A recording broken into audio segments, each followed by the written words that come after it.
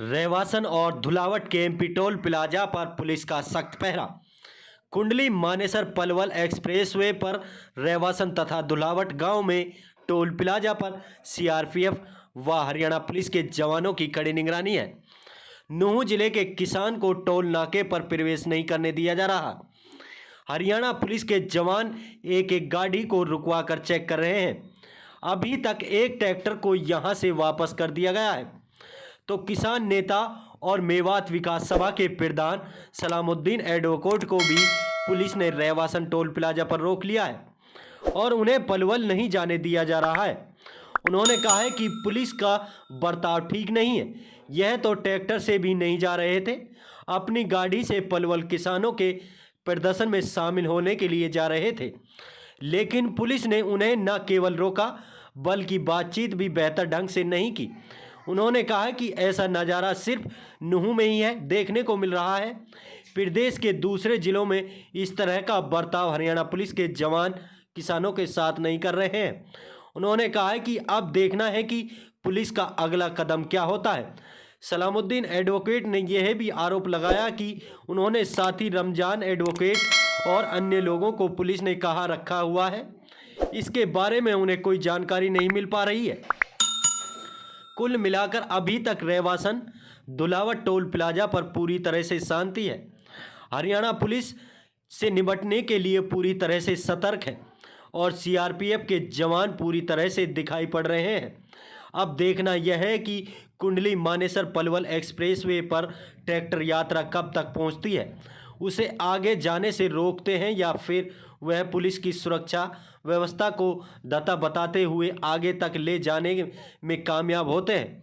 इसका अंदाज़ा कुछ घंटे बाद ही लग सकता है। देखिए, हमारे ज़िले में एसपी साहब के नेतृत्व में पूरे ज़िले में सुरक्षा के चाक चौबंद प्रबंध किए हुए थे। धुलावट टोल पर, रेवासन टोल पर और अन्य जगह भी सुरक्षा पूरी तरह से यहाँ मजबूती की तरह से लगाई हुई थी।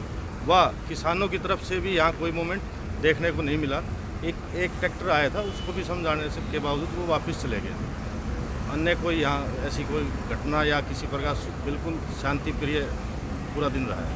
सर, सीआरपीएफ के कितने जवानों की तैनाती गई थी और हरियाणा पुलिस के कितने जवान? हरियाणा पुलिस के करीब 25 जवान थे, सीआरपीएफ के 50 के आसपास जवान थे हमारे पास। देखिए, आज जैसा कि संयुक्त किसान मोर्चा का ऐलान है कि आज केएमपी पर ट्रैक्टर मार्च होना था। मेवात से भी इस नाके से कुछ ट्रैक्टर चढ़ने थे।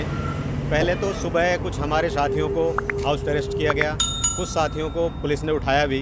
हमारे एक साथी रमजान चौधरी जी, उनको तो पुलिस ये भी नहीं बता रही कि उनको कहाँ लेकर गई है, ना उसको थाने में पता चल रहा है, ना चौकी में, ना पुलिस लाइन में। इसके अलावा जब हम यहाँ आए, ट्रैक्टरों को रोक ले गया, पुनहाने वालों को पुनहाना रोक दिया, फिरोजपुर जिरका वालों को जिरका रोक दिया, नगीना वालों को नगीना रोक दिया।